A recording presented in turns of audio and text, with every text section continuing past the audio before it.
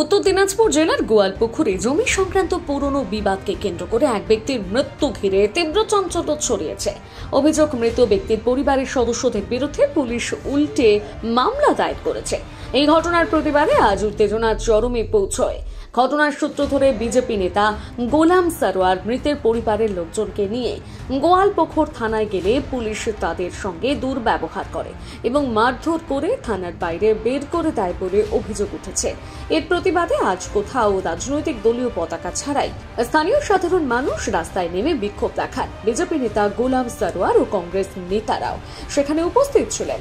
আন্দোলনকারীরা থানার সামনে টায়ার জ্বালিয়ে থানা ঘেরাও করেন এবং রাজ্য সড়ক অবরোধ করে তীব্র বিক্ষোভ দেখান।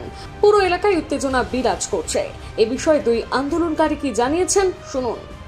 माँ बहनों की इज्जत के साथ खिलवाड़ कर रहा है यहाँ के आईसी। ये टीएमसी का दलाल बन करके यहाँ थाना में आईसी बना हुआ है। ये ओरिजिनल टीएमसी का आदमी होगा। ये थाना में जो आईसी है ना, ये किसी पहले पुस्त में इसका कोई टीएमसी का रहा होगा, इसलिए चमचागिरी कर रहा है यहाँ टीएमसी का दलाल बन करके, आईसी बन करके। ये हमारे माँ बहनों के साथ गलत भाषा बोल रहा है, गाली दे रहा है। उसके एक्शन में पूरे गोवालपुकुर के पब्लिक, पूरे गोवालपुकुर के जनता, कोई पार्टी, कोई धर्म, कुछ नहीं, हिंदू मुस्लिम सिख ईसाई एक होकर के, कांग्रेस टीएमसी एक होकर के, ये जितनी भी है यहाँ आपका बीजेपी, कांग्रेस, आपका एनजीओ और भी जितने भी धर्म शिक्षा के लोग हैं, सब मिल करके एहतजाज कर रहे हैं। इसलिए कि एक कातिल को सजा देने के लिए আইসি এখানকার টিএমসি হয়ে কাজ করছে, যেটা আমরা মানে নিতে পারবো না।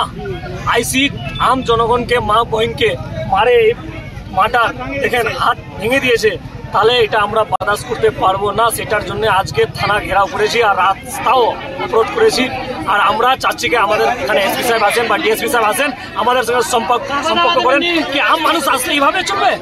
কোনো কেস নাই, কোনো শুনাই নাই, আর এখানে ফ্যামিলি চলতে দেবো না আমরা।